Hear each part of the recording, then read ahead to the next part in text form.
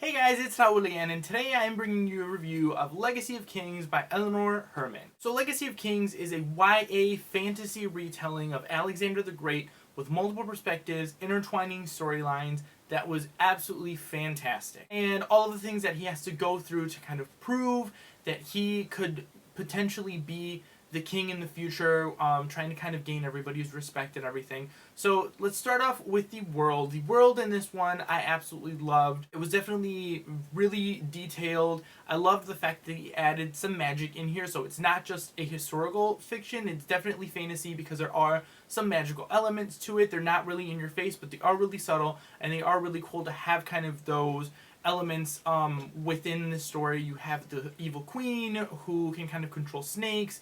You've got one of the characters in here, Cat, who can kind of talk to animals or like understand animals' thoughts and everything. And then Alexander, who you, as of this first book, don't really know what his ability is, but they are kind of hinting toward him possibly having something magical to him. So they haven't really said anything in this first book yet, but it's really intriguing to kind of have that kind of thought in your head where something could possibly be going on with Alexander also. Now, as far as the characters go, these characters were awesome. I absolutely enjoyed kind of everyone's story and everything that was going on within all of these. Alexander has been kind of betrothed to this woman that he's never met, so you get perspectives on him and the other girl, the princess that he's been betrothed to, and kind of the story going on there. The princess doesn't really want to marry Alexander because she has no idea really who he is, and she's kind of heard a couple of things that she's not really liking about Alexander, so you have that story and that perspective there. You have Kat and Jacob who open up this story where they are they grew up together, they're not really brother and sister. Kat's mother passes away, and you kind of find that out early on within this book, and there's a tournament at the king's castle where Jacob wants to enter in to kind of become part of the king's royal guard. So Jacob and Kat kind of are on their journey toward the castle to compete in this competition. And then you have Hephaestion, who is the best friend to Alexander that is kind of sneaking around but is also very faithful to Alexander and kind of his story and the things kind of going on within him. I absolutely loved this one with all of these characters. Everything was really, really easy to understand. With all of these multiple perspectives, the author definitely did a great job with intertwining everything, making it really, really easy to follow all of these perspectives. And it's one of those books where you have multiple perspectives, but a lot of the times with each chapter, the story continues on. Like, you don't have to read one chapter and then wait 2 or 3 chapters to get back to that one storyline. Everything kind of moves along really seamlessly. Everything flows really well. It's very smooth writing, which I really, really enjoyed. It was really easy to understand. Everything was really easy to grasp.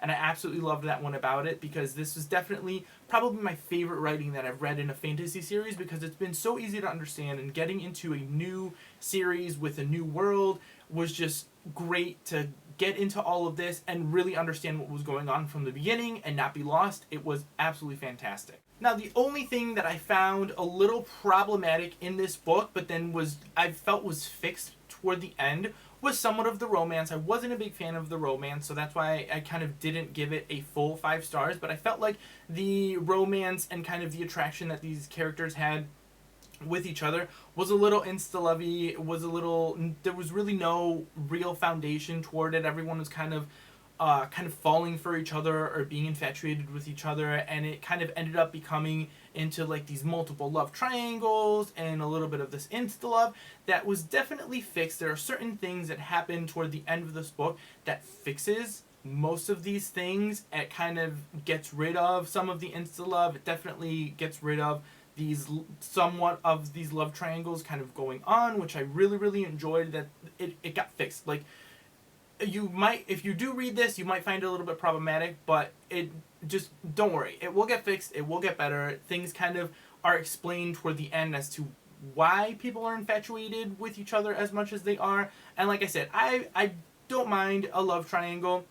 And I've said it before, I don't mind love triangles. And I felt like this one was done really, really well. But the fact that toward the end, they kind of break that love triangle and other things happen, I enjoyed that a lot more, where kind of you begin to understand why things are happening. I don't really want to get into spoilers. I don't really want to say what it is that happens that makes these kind of changes into the book, but I felt like there were very welcomed changes toward the end of the book that will definitely kind of, I feel, make the rest of the series better. Now, this is the first book in a 4-book series, I believe it is, and I'm just absolutely hooked on this one from book 1.